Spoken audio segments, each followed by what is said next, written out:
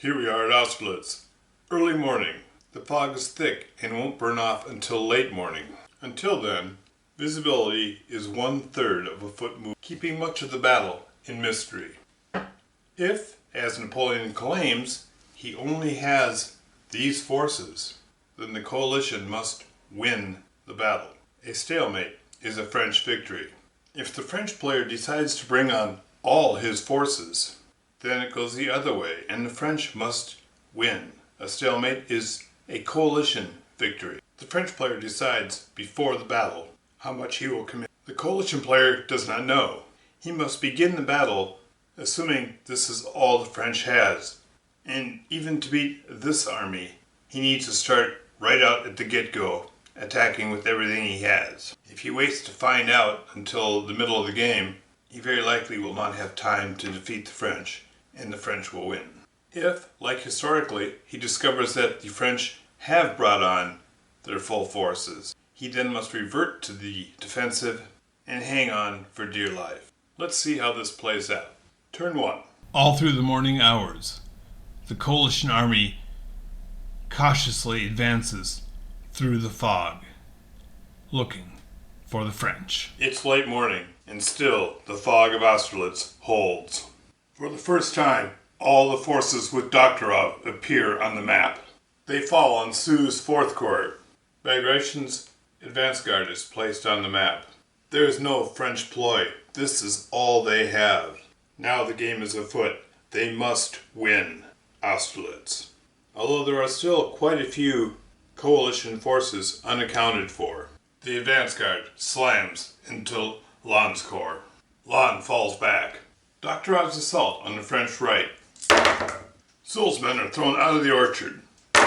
The fighting in Sokolnitz is inconclusive. It's midday. The fog burns off, revealing a large coalition force right here in the center.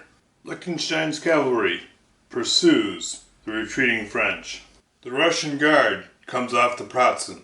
Coalition forces advance into the center. What will the French do? Bagration keeps up the pressure. Lannes is hard pressed. Davout brings his corps towards the center to fill the hole.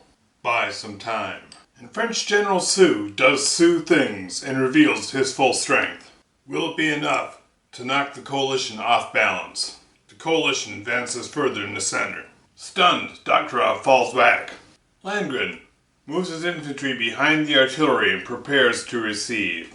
Doktorov falls back. He unpacks his bags. He's going to make a stand right here. Meanwhile, Lannes continues to fall back. And here, Sou, with the help of his cavalry, have captured and flanked the Austrian cavalry. The Austrian cavalry exacts a heavy toll and escapes. That one decisive result, though minor in the big picture, may be very decisive. Let us see. This time, every French loss is critical. I'll keep track of the losses here. I'll put the infantry losses at the top and the other losses down here. Only the infantry block losses count towards breaking the army. 5 infantry block losses will break the French. 7 infantry block losses will break the coalition. It's mid-afternoon. Constantin's guard hits the French line. Colerath drives hard in the center. Bagration keeps the pressure up on Lannes. Davout deploys and prepares to receive. Sou realizes that his corps is the only corps that can change the day. He unpacks bags. He rallies Vendôme's division, places his artillery on the hill, and drives forward. Doktorov rallies his troops and fires on the French, driving them off. The Austrian cavalry falls back behind the artillery. Lannes continues to fall back. So far he's held off the coalition advance on the right, held together his forces. Trebuchev's artillery opens up on the advancing French, driving back Sou's troops in the center. Russian artillery may yet save the day. Kenmeier's 1st Austrian Corps slams into the French. This assault, the French have only a detachment. It is swept aside.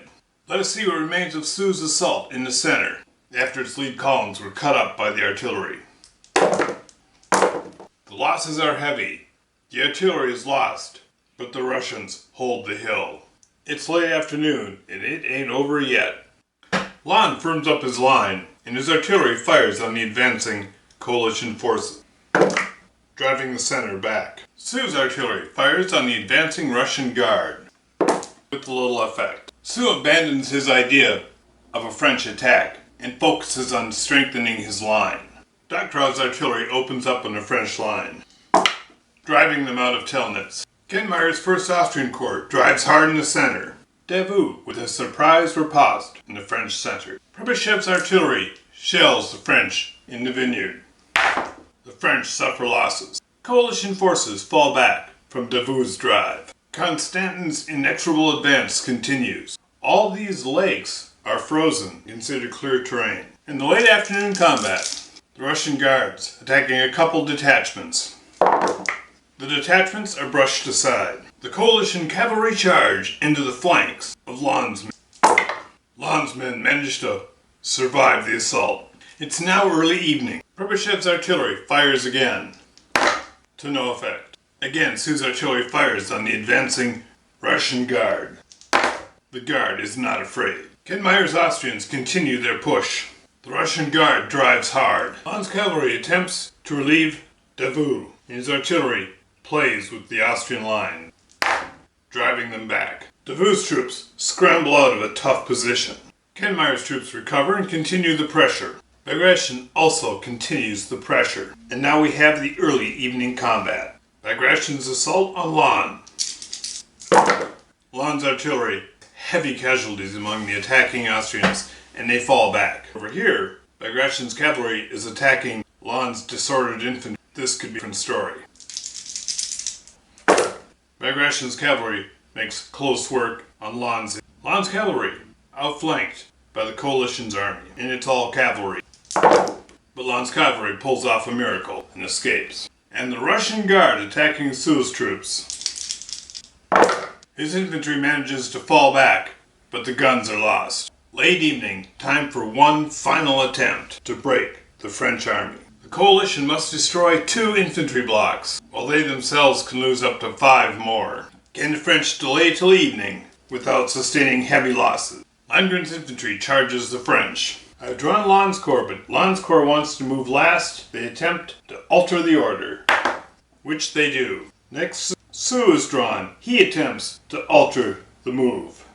He fails. He must move now. He does his best. Kenmeier's corps. Without mercy, they drive on. Doktrov charges the French. Davout holds the line as best he can. Coalition 5th Corps cavalry charges the French line. Bagration swarms Lon's men. And Collery's 4th Corps slams the door.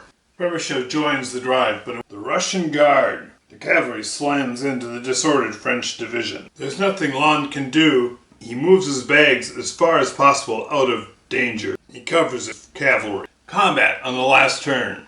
End of the day. Artillery and infantry hole up on a hill, surrounded with cavalry and infantry charging in.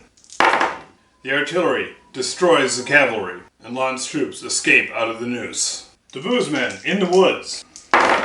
Heavy fighting. Davout's men are driven back, but the Austrian forces were totally spent. Brissier's cavalry falls back from the assault. The last best hope.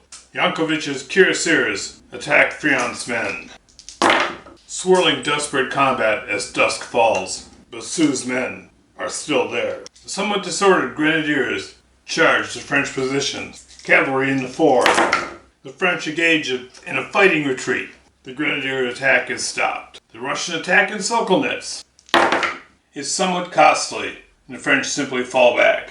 Here it's just a French detachment, which is swept aside. It was close, but the coalition has failed to break the French army. It's a draw, and since the French didn't bring on the rest of their army, a draw is a French victory. Good game.